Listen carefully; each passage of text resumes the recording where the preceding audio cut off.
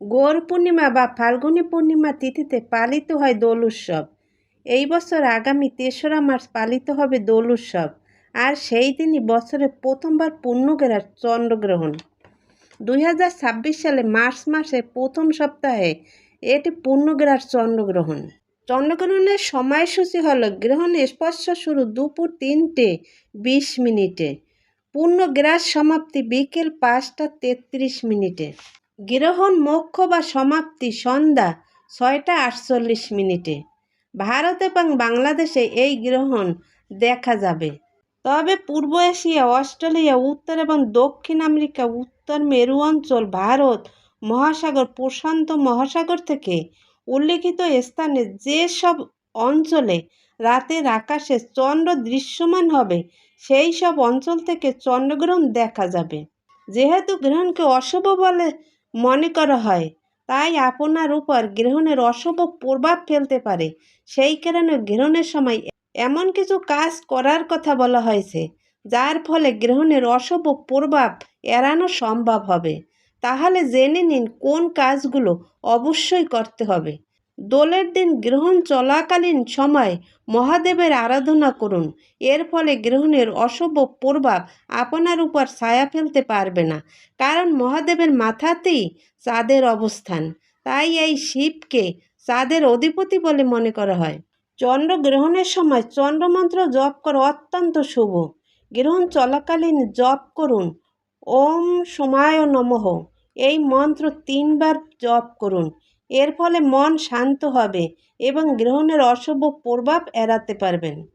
চন্দ্রগ্রহণের দিন গরিব অসহায় লোকদের আপনার সাধ্যমতো খাদ্য বস্ত্র দান করতে পারেন। এর ফলে আপনি চন্দ্রদেবের কৃপা লাভ করতে পারবেন। গ্রহণ শুরু হওয়ার আগে তুলসী পাতা তুলে জল রান্না করা খাবারের উপর তুলসী পাতা রেখে দিন। এই কাজ করলে গ্রহণের প্রভাবে খাবার অশুদ্ধ হবে না। গ্রহণ সেরে গেলে স্নান করে নিন।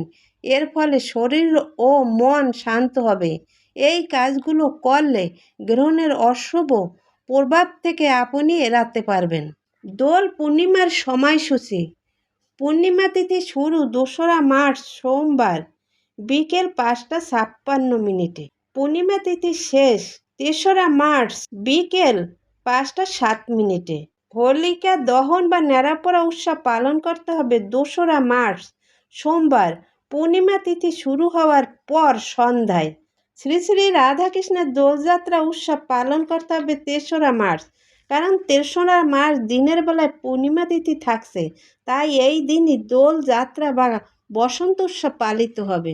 দোল পূর্ণিমার এই দিনে ভগবান বিষ্ণু সত্যনারায়ণ রূপে পুজো করলে সুখ সমৃদ্ধি বৃদ্ধি পায় এবং ভগবানের কৃপা আশীর্বাদ লাভ করা যায়। তাই সত্যনারায়ণ পূজার শুভ সময় হল গঙ্গা স্নান। সকালে গঙ্গা স্নান করে সূর্যোদয়ের পর থেকে দুপুর পর্যন্ত পুজো করা যাবে, কিন্তু ৩রা মার্চ দুপুর ৩:২০ থেকে সন্ধে ৬:৪৮ পর্যন্ত চন্দ্রগ্রহণ থাকবে। তাই এই সময়ের মধ্যে পূজা, কোনো শুভ কাজ, হোলি উৎসব, রং খেলা যাবে না। হরে কৃষ্ণ, রাধে রাধে।